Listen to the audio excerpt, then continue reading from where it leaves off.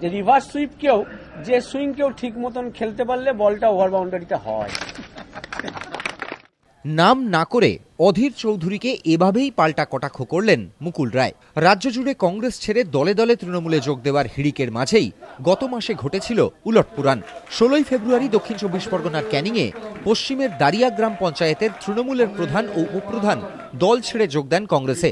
এটাকে reverse swing বলেছিলেন কয়েকদিন আগে প্রদেশ কংগ্রেস সভাপতির দায়িত্ব নেওয়া অধীর চৌধুরী।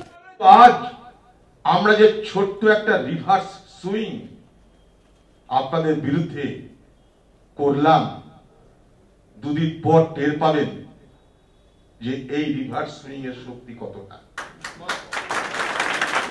রবিবার মুকুল রায় দাবি করেন কংগ্রেসে যারা যোগ দিয়েছেন তারা সবাই তৃণমূল থেকে বহিষ্কৃত। এদিন ক্যানিংয়েরই 4টি গ্রাম পঞ্চায়েত থেকে বিরোধী দলের বেশ কয়েকজন সদস্য যোগ দেন তৃণমূলে। এরপরই নাম না করে অধীরকে পাল্টা কটাক্ষ করেন মুকুল। কয়েকদিন আগে আমাদের এই দাঁড়িয়াতে কয়েকজন আমাদের বহিষ্কৃত মানুষকে দলে নিয়ে কেউ কেউ বলছিলেন যে রিভার্স সুইং।